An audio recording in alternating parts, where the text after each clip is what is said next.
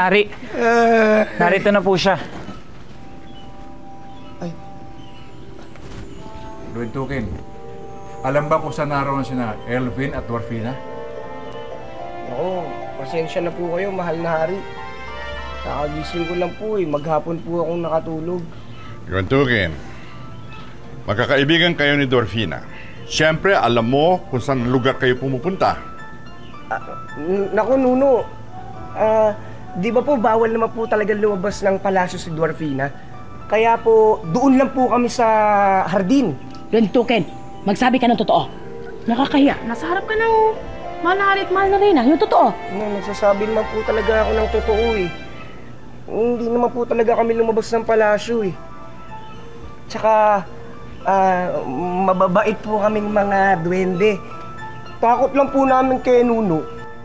Kung ganon, bakit wala sila sa palasyo? Sigurado po ba kayo, mahal na hari?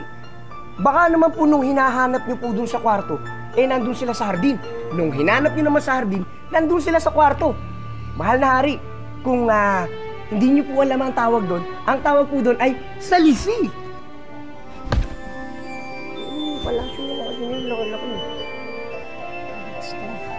Nasaan kaya sila? Natatakot ako. Alam mo naman, delikadong panahon ngayon Tignan mo nangyari kay Dino. Abiana, huwag kang magalala. Ipapahanap natin sila sa buong kaharian. Hindi tayo titigil hanggat hindi nahanap si Dwarfina. Ayun! Yun yung sinakyan niya! Ibon! Babawa ko dun! Dali!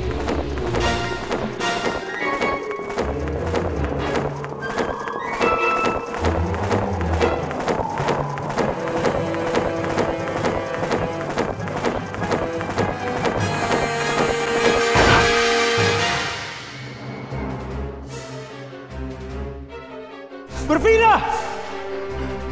Dwarfina! Dwarfina!